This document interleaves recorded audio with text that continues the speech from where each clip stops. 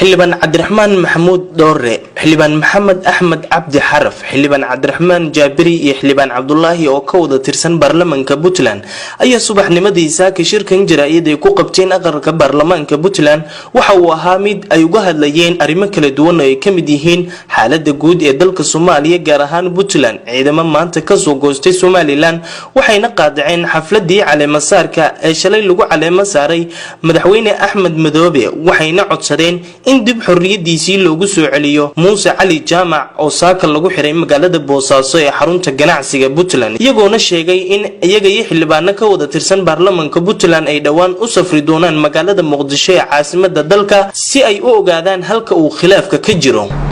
ugu horeyn halkan waxaan hambaliyo uga dirayaa ciidamada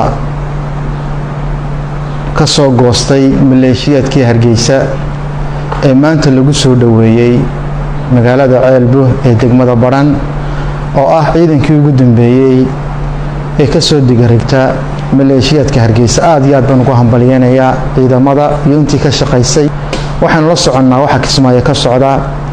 in aanay aqoonsanayn dawladda federaalka mar haddii aanay dawladda federaalkuna aqoonsanayn sharci ma aha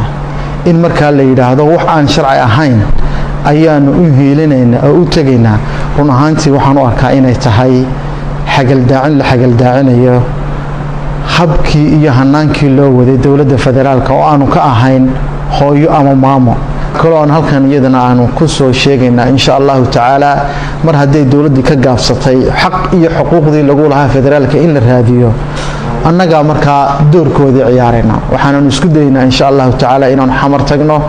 meesha ay sartu ka qoranteen haddaan xildhibaano fara badan baan nahay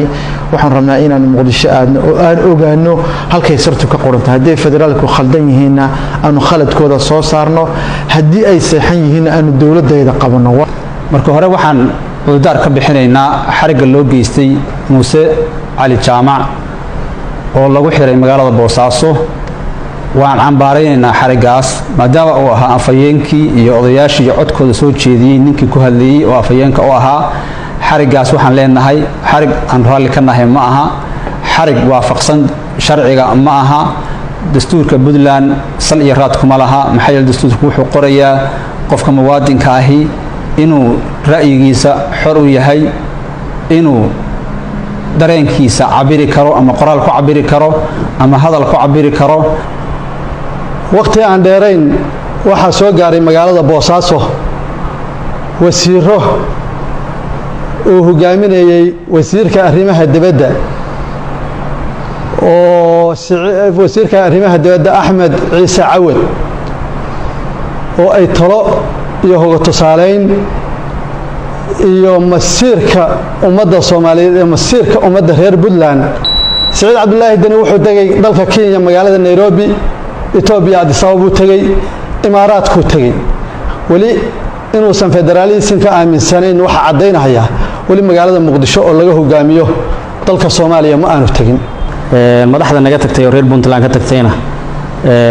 waxa weeyeen uga matalaan raalina kama nihin waxaan u aragnaa inay ka leexdeen wadadii uu ina farayay dastuurka dawladda Puntland sida ogsoontiin dastuurka dawladda Puntland qodobkiisa koobaad iyo kiisa afraad waxay dhigayaan in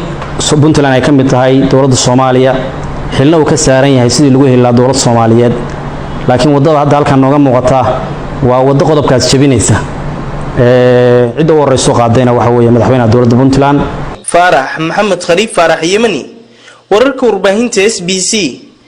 magaalada Garowe.